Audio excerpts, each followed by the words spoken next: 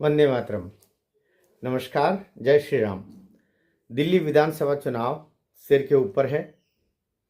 फरवरी में चुनाव है। जनवरी 15 के आसपास अधिसूचना चुनाव आयोग की आ जाएगी और दोनों जो दल है, दोनों जो योद्धाओं की टीमें हैं, वो आमने सामने होगी।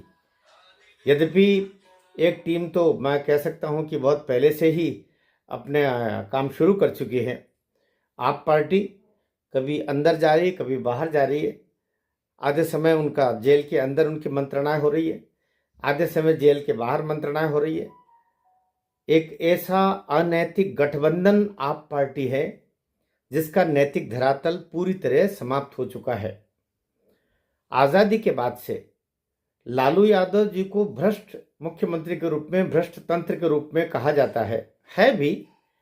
लेकिन मैं सोचता हूं उनसे भी 2 कदम नहीं, 4 कदम नहीं, न जाने कितने कदम आगे चल करके और अरविंद केजरीवाल जी ने भ्रष्टाचार की और कुप्रथा की, असंवैधानिकता की ऐसी रेखाएं खींच दी है जिनके सामने मैं सोचता हूं कि हमारा संविधान भी शर्मसार हुआ होगा।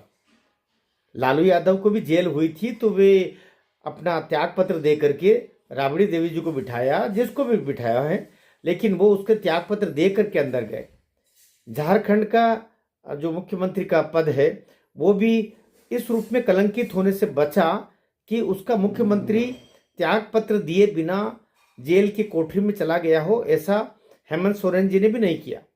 लेकिन केजरीवाल तो इन दोनों से भी कई कई गुना आगे कदम बढ़ करके और वे बिना त्यागपत्र दिए न जाने कितने महीने तक जेल में रहे और उन्होंने पूरी कोशिश की कि वे जेल में रह करके ही सरकार चलाए।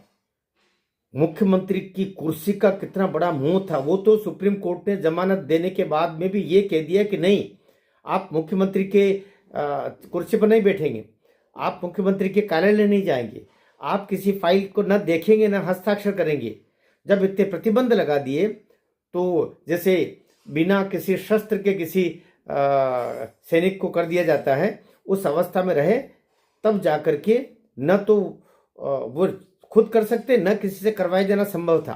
तब उन्होंने ये जो अपने दूसरी दीदी बनी है मार्लेना, ये आतिशी जी को उन्होंने दायित्व दिया और उनको अपने शैडो मुख्यमंत्री के रूप में बिठाया। अब तो नैतिक धरातल के रूप में क्या है कि बाकी लालू जी हुए, हेमंत सोरेन हुए, ये फिर भी शायद संविधान की कद्र करके, देश के लोकतंत्र की इज्जत करके और त्यागपत्र दे करके अंदर गए और उस परंपरा को उन्होंने कम से कम रखा कि हम संविधान के साथ खेले नहीं।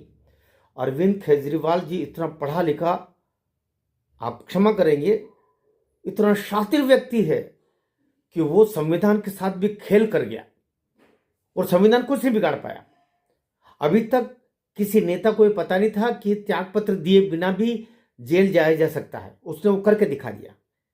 पढ़ाकू है ना भाई, इसलिए श्रद्धेय नरेंद्र मोदी जी बोलते हैं कि वो शहरी नक्सली की पूरी टीम उनके पास में है, तो वो सही है। वो मान के चलिएगा कि संविधान के साथ खेल करना, लोकतंत्र के साथ खेल करना, और बेचारे अन्ना हजारे जैसे उस गऊ की, मैं कहता हूं कि वो भी गौ हत्या से कम का काम नहीं हुआ है। जैसा दुरुपयोग और क्रशिंग का कार्य अन्ना हजारे बाबा जी के साथ में हुआ, वो शर्मसार करने वाला। इसलिए दिल्ली की जनता के सामने अरविंद केजरीवाल जी अब उस रूप में नहीं रहे। वे राजनीतिक रूप से, नैतिक रूप से एक तरीके से क्षरित व्यक्तित्व है, क्षरण हो गया, खंडित व्यक्तित्व है, अनैतिक व्यक्तित्व है। लेकिन मैं क्या करता हूं कि लेकिन के बाद में मेरे वीडियो में जो बात होती है वो ही महत्वपूर्ण होती है। लेकिन बीजेपी इस खंडित, अनैतिक, सजायाफ्ता, अविश्वसनीय सरकार आपकी और उसके मुखिया अरविंद केजरीवाल जी से निपटने को तैयार है, या वापस 5 साल के लिए दिल्ली की सीधी सादी, जो कहीं षड्यंत्र का शिकार होकर के उसको वोट देती रही 10 साल तक, फिर से उसके झांसे में आकर के और ये सत्ता सौंप देगी? ये चिंता बीजेपी को करना पड़ेगी। और बीजेपी को चिंता कैसे करना पड़ेगी? बीजेपी, एक तो तरीका होता है कि कौरवों को हराने के लिए कौरवों की नीतियां चाहिए। ये जैसे महाभारत में भगवान कृष्ण ने कहा कि तुम आप अभी कल भगवान कृष्ण, क्या हम आज भी सोचें, अगर कृष्ण नहीं होते और पांडव उसी तरीके से सत्य और वो सब दुनिया भर के जो नैतिकताएं और धार्मिकताओं के तथाकथित चोले थे, अगर उन्हीं का आवरण करके चलते तो अभी तक जंगल में घूम रहे होते। तो कृष्ण ने कहा कि दुष्ट के साथ दुष्टता से जीता जाता है, सदाचारी के साथ सदाचार के साथ जीता जाता है, सत्य के साथ सत्य के साथ जीता जाता है, लेकिन असत्य के साथ असत्य से लड़ना पड़ेगा। कुनीति के साथ कुनीति के ही दांव चलने पड़ेंगे। जो षड्यंत्र कर रहा है उससे बड़ा षड्यंत्रकारी बनना पड़ेगा, तब जाकर के आप जीत पाओगे। ये सत्य है। चाणक्य, हम जानते हैं, बहुत बड़े बड़े योजनाकार थे, लेकिन उनकी भी हत्या षड्यंत्र पूर्वक की गई थी। तो अभी जिनसे मुकाबला है वे षड्यंत्रकारी लोग हैं। भारतीय जनता पार्टी को अपने अच्छे लोगों की टीम तो उतारना ही पड़ेगी, लेकिन जितने षड्यंत्र किए जा रहे हैं उनके तोड़ भी करना पड़ेगी। मैं तो कल एक चैनल में वो देख रहा था कि आदरणीय अरविंद केजरीवाल जी एक जगह जाते हैं और नल का पानी पीते हैं और कहते देखो कितना हमारी दिल्ली सरकार नल का पानी भी जैसा दे रही, कोई भी पी ले। बाद में पता चला उसके बारे में जानकारी कि वहाँ उस घर में पहले से नल टोटियाँ ये वो सब नल लाइन नहीं डाल करके और उधर आरओ का पानी डाल करके और उनका वीडियो करवाया गया था। ये बहुत बड़ा नौटंकीबाज है भाई, बहुत बड़ा नौटंकीबाज है केजू भैया। तो उनसे मुकाबला करना है तो बीजेपी को कदम कदम पर अच्छे लोगों को भी लाना पड़ेगा, साथ ही नई टीम के साथ में नए जो आपके योजना होगी उसको लाना पड़ेगा। अभी आज ही टीवी पर देखने को आया कि उन्होंने 1000 की योजना जो आरंभ की थी और वो 60 वर्ष से अधिक उम्र की महिलाओं के लिए भी जो आरोग्य योजना को शुरू की थी, उसको दिल्ली सरकार की अनुमति नहीं है। अर्थात ये फर्जी तरीके से ही वो कार्य हो रहे हैं, उनके फॉर्म भरवाए जा रहे हैं, जबकि उसका तो अभी पोर्टल ही चालू नहीं हुआ और इधर चुनाव सिर के ऊपर है। तो नगद योजना या कि अन्य योजना, क्योंकि खजाने खाली है। एक और बात मैं कहना चाह रहा हूं, किस तरीके से अभी भाई 1993 से दिल्ली को राज्य का दर्जा दिया, राज्य को पूर्ण राज्य का दर्जा नहीं दिया लेकिन राज्य का दर्जा तो दिया। और शुरुआत में 93 से 98 तक लगभग 5 साल तक बीजेपी का शासन रहा। सुषमा स्वराज जी, साहिब सिंह वर्मा जी, ये सब लोग काम करते रहे। लेकिन 5 साल के बाद में तो बीजेपी जो मुख्यमंत्री की कुर्सी से उतरी, तो उसके बाद तो ये लगभग उसको 25 साल हो गए, फिर वो कुर्सी पर नहीं आ पाए। और इन 25 सालों में से 15 साल शीला दीक्षित जी के थे और 10 साल केजू भैया के हो गए। वो 15 साल जो सत्य है, पर वो 15 साल जो शीला दीक्षित जी के थे, भले वो कांग्रेस की सरकार थी, लेकिन शीला जी के कार्य आज भी दिखाई दे रहे हैं। बाद के 10 साल के काम जीरो है, बहुत बड़ा जीरो, बहुत बड़ा अंडा। कुछ भी काम केजू भाई ने नहीं किया। पर 10 साल पट्टे ने वादों में निकाल दिए।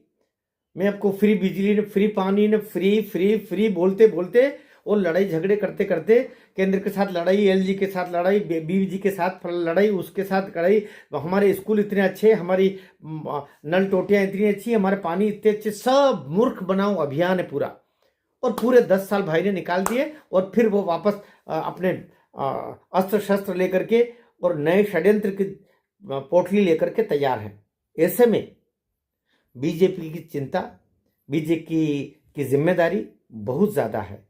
बीजेपी केवल इस भरोसे नहीं रह सकती कि कांग्रेस और आप आपस में लड़ेंगे तो हमको फायदा होगा। ये आप और कांग्रेस तो पहले भी, जो 5 साल पहले जो विधानसभा के चुनाव हुए थे, तब भी अलग अलग ही लड़े थे, लेकिन 63 सीटें ला करके और एक तरफा जीत आप पार्टी की हुई थी, इस बात को भूलना नहीं चाहिए।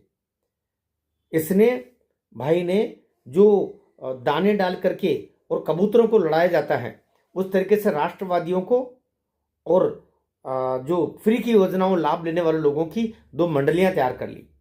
सब अच्छी तरह जानते हैं एक वर्ग केवल केजरीवाल को इसलिए वोट देगा कि वो राष्ट्रवादी कम है, वो सनातनी कम है, जितना है दिखावे भर का ही है। इसलिए दिखावा करना तो चलेगा, लेकिन अंदर से न वो राष्ट्रवादी है न वो सनातनी है। इस भाव से कुछ विधर्मी लोग एक मुश्त उसको वोट देंगे, लगभग 10-12% वोट तो उसको वो मिल गया। धन जो कनाडाई लालच दे करके कनाडाई धन के माध्यम से उसने पंजाब में सरकार बना ली, वही कनाडाई सिख बंधुओं को थोड़ा उनको भ्रमित करके वो वहाँ पर सिखों में भी कुछ वोट दिल्ली में हथिया लेगा, मान के चलिएगा। उसके लिए मान भाई को लेके आएगा, भगवंत जी को लेके आएगा, सब काम होगा। इसलिए जो कनाडाई सिख जो हमारे राष्ट्रवादी सिख नहीं है, हमारे सनातनी सिख नहीं है, ये याद रखने वाली बात है कि बौद्ध सिख जैन ये हिंदू ही हैं। लेकिन कांग्रेस का ही ये षड्यंत्र रहा कि आज़ादी के बाद से धीरे धीरे सिख पंथ को एक धर्म के रूप में अलग करवाया, हमारे जैन पंथ को धर्म के रूप में अलग करवाया, हमारे बौद्ध पंथ को उसके रूप में धर्म के रूप में अलग करवाया। नहीं तो बाबा साहब अम्बेडकर जी ने तो इसी आधार पर नेहरू कैबिनेट से त्यागपत्र दिया था कि बाबा साहब की बिल्कुल उनकी सहमति नहीं थी कि जैन सिख बौद्ध को हिंदू धर्म के से अलग किया जाए। उनका ये कहना था कि इन सब की जड़ें एक है, ये सभी सनातनी है, सभी हिंदू है, इसको उसी में रख। लेकिन नेहरू जी नहीं मानते थे, नेहरू जी ने नहीं माना। कहते हैं कि इसी मतभेद के कारण से उन्होंने कानून मंत्री के पद से त्यागपत्र दिया था, क्योंकि उनको कोई काम कांग्रेस करने नहीं दे रही थी, कोई काम नेहरू जी करने नहीं देते थे। एक उपेक्षा का भाव से, उपेक्षा के दंश से दुखी होकर के बाबा साहब ने इनके मंत्रिमंडल से त्यागपत्र, नेहरू के मंत्रिमंडल से त्यागपत्र दे करके और स्वतंत्र समाज का और देश का काम करना आरंभ किया था। वो विषय अलग है। तो यहां पर षड्यंत्रकारी बहुत बड़े हैं। काम कुछ 10 साल में हुआ नहीं है। दिल्ली का जो मध्यम वर्गीय वोटर था वो अब दुखी है। ये भाई केवल कुछ अपने विधर्मियों की बड़ी टीम, जिनको लालच दिया हुआ है कि हम तुमको इतना करेंगे, उनके उनके उनके मुख पर भी देशद्रोह का रक्त लगा दिया।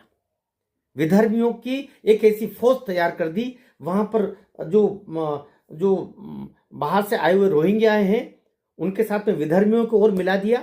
वैसे विधर्मी तो दोनों ही हैं, लेकिन दोनों को एक कॉकस बना करके और वो एक वोटरों की टीम तैयार कर दी। धन इधर कुछ कनाडाई धन का असर हुआ कि वहां से कुछ सिख बंधुओं को भी उसे बरगलाने का काम किया है। और कुछ मीडियोकर तो लोग ऐसे हो ही सकते हैं जो पानी थोड़ा सा फ्री मिल रहा, बिजली थोड़ी सी फ्री मिल रही, या कि 1000 का लालच भी अभी देने की कोशिश की, यद्यपि वो अभी लागू नहीं हुआ है।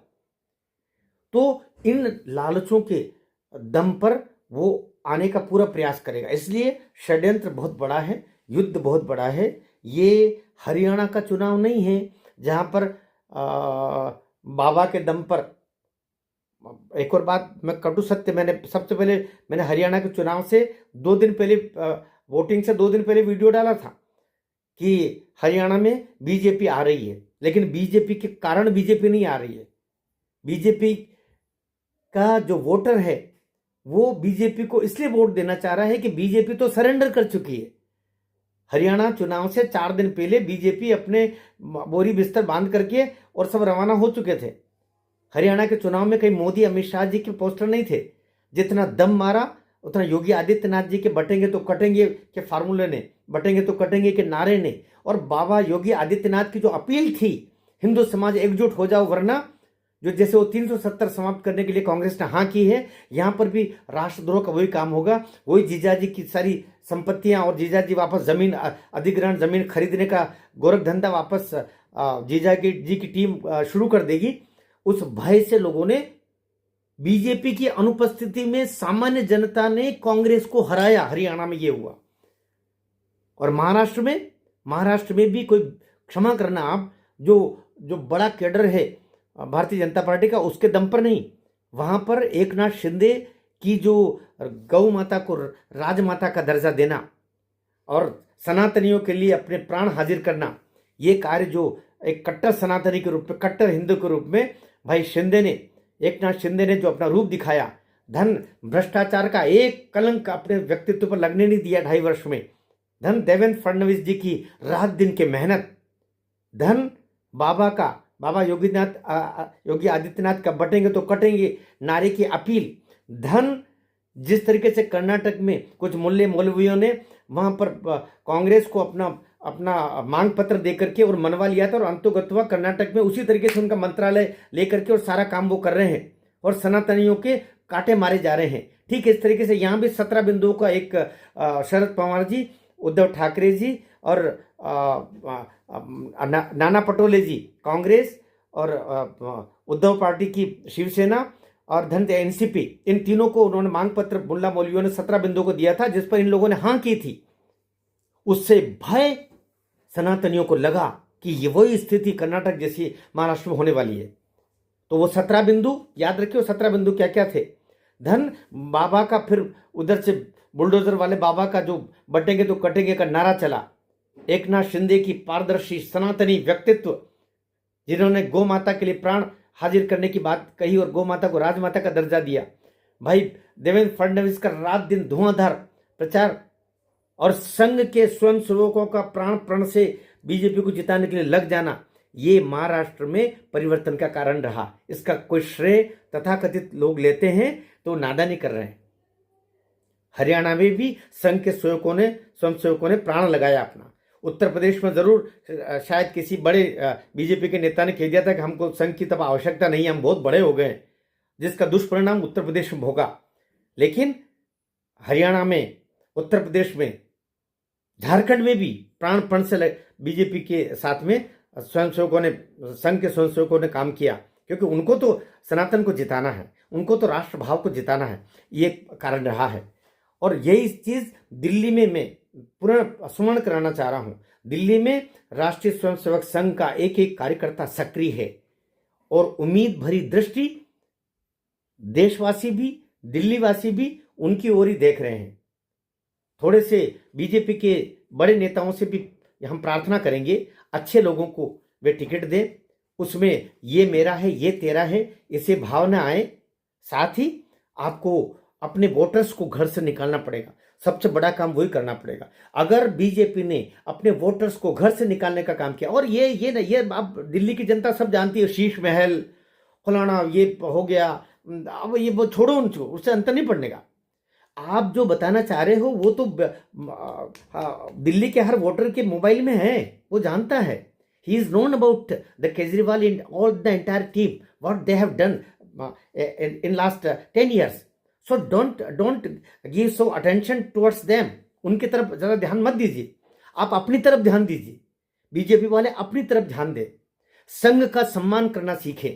राष्ट्रीय स्वयंसेवक संघ पिता है, राष्ट्रीय स्वयंसेवक संघ आपका संरक्षक है, उससे बड़े होने की कोशिश मत करना, वरना कहीं के नहीं रहेंगे। इसलिए बीजेपी अपना काम करें, अच्छा काम करें, अच्छे लोगों को लेके आए, और जो वर्तमान सांसद है उनको उतारने की भूल अब न करें। जो आपने मध्य प्रदेश में उतारे थे, ठीक किया था, क्योंकि उस समय लोकसभा का चुनाव नहीं हुआ था। अगर आप बांसुरी स्वराज को, इनको, उनको जो अभी आपके हैं उनको मत उतारिए, क्योंकि एक चीज स्मरण कराना चाह रहा हूं मैं, शायद कुछ खटके कुछ लोगों को, लेकिन अभी महाराष्ट्र में विधानसभा में तो आपको 2/3 बहुमत मिल गया, लेकिन जो नांदेड़ की लोकसभा सीट थी उस पर बीजेपी क्यों हार गई? क्या इस पर बीजेपी ने मंथन किया? भले वो 1,500 वोट से हारे, लेकिन हारे उस लहर पे कैसे हार गए? 19 सीटों में विधानसभा में महाराष्ट्र के लोगों में नांदेड़ की जो 7 सीटें थी वहां पर उन्होंने बीजेपी को वोट दिया, लेकिन लोकसभा में नांदेड़ पर उनको वोट नहीं मिला। क्या कारण रहा? तो ये सोचना पड़ेगा। इसलिए वर्तमान सांसद जो है दिल्ली में किसी को नहीं उतारा जाना चाहिए, ये मेरी राय है, वरना फिर से चुनाव जिताने में पसीने छूट जाएंगे। कटु सत्य बोल रहा हूं। तीसरी बात कि ऐसे लोगों को, अभी विधुड़ी जी है आपके पास में उपलब्ध है, मीनाक्षी लेखी जी है आपके पास उपलब्ध है, उनको काम में लीजिए। प्रवेश वर्मा है, ये 3 तो आपके पास में अभी अतिरिक्त है, इनको काम में लीजिए, ये आपके पास उपलब्ध है, ये पूर्व सांसद है। और भी ऐसे आपके सांसद हो सकते हैं, लेकिन वर्तमान सांसद जो दिल्ली की किन्हीं लोकसभाओं में है उनको टिकट नहीं देना चाहिए, वरना बीजेपी पछताएगी। और बीजेपी को अपने अच्छे लोगों को आगे लाना पड़ेगा, निरपेक्ष भाव से लाना पड़ेगा, और ये मेरा है ये तेरा है ये भाव नहीं, संघ के मार्गदर्शन में ये चुनाव लड़ा जाएगा।